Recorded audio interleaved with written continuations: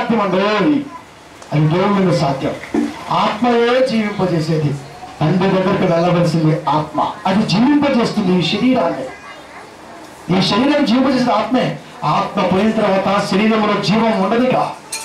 కట్టుకున్న భార్య కూడా వదిలేస్తుంది, కన్న పిల్లలు కూడా వద్దనుకుంటారు, నువ్వు చేస్తున్న జాబ్ కూడా వదిలేకుంటే మొత్తాన్ని వెళ్ళిపో ఉంటుంటారు.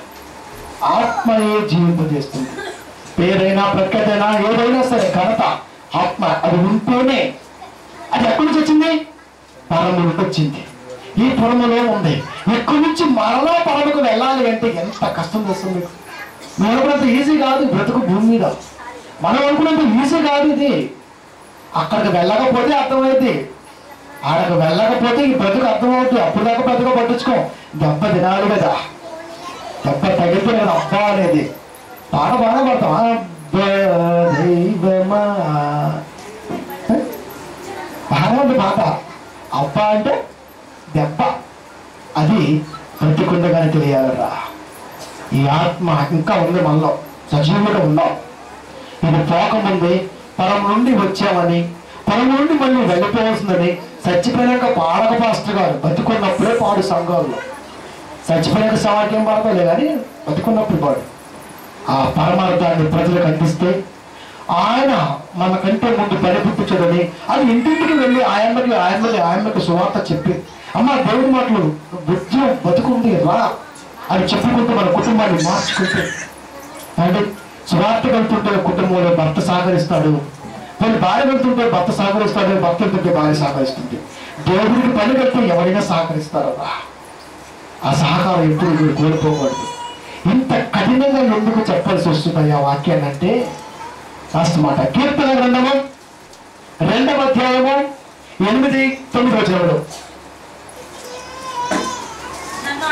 నన్ను అడుగు, జనములకు స్వాస్థ్యముగాను భూమిని దిగంత వరకు సొత్తుగాను ఇచ్చిన దేవునికి స్తోత్రం. నేను అడిగాను ఎలా?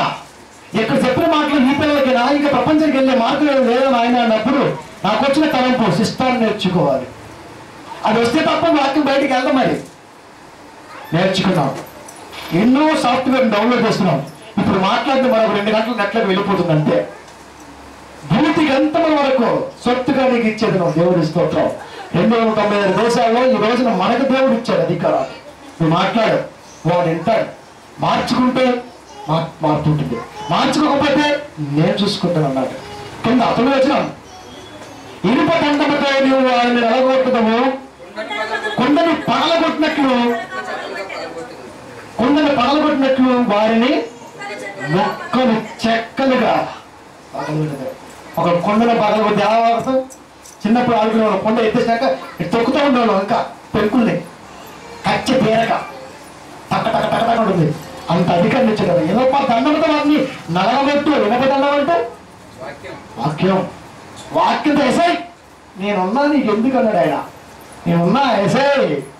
అదే కదా, కొండను పగలబెట్టినట్టు వాడిని మొక్కలు చెక్కలుగా పగలబెట్టారు. ఎవరినైనా చెప్తాం అంతే, అసలు వదిలిపెట్టాం. ఆయుష్ ఉన్నంత వరకు ఇదే ఆత్మబోధ సాగుతుంది. ఇదే అనుబంధంతో రాజ్య పరిపాలన చేస్తాం. 290 దేశాలకి ఈ రోజున 12,800 మంది పిల్లలు ఈరోజు మన నెట్వర్క్ వ్యూవర్స్ గా ఉన్నారు. దేవునికి స్తోత్రం. 12,000 3 నెలలు కూడా కంప్లీట్ అవ్వదా. ఇంత గొప్ప ధన్యత దేవుడు ఇచ్చారు. అడుగు అనడంతో అడిగాం. కోట్లు అడగల, ఆస్తులు అడగల, ఏం అడగల, ఒకటే అడిగాం. ఈ వాక్యాన్ని ఏ రోజులో ప్రపంచానికి పంపించాలి, అది సత్య సంబంధం. అలా కొన్ని కుటుంబాలు మారితే, కొన్ని కుటుంబాలు కట్టబడితే ఆ ధన్యత దేవుడికి మహిమగా ఉంటుందట. అదే ప్రాకులాట, అదే ఆరాటం, అదే పోరాటం చివరి వరకు అలాగే ఉంటుంది. కనుక పరమ నుండి ఎలాగైతే వచ్చామో ఈ పరమ నుండి కూడా పరములకు అలాగే వెళ్ళాలి.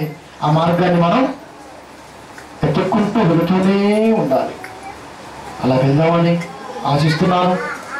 మనం ఉంచుకుందాం, ప్రార్థన చేసుకుందాం. మరి ప్రార్థన చేసుకునే ముందు ఒక మంచి పాట పాడుకొని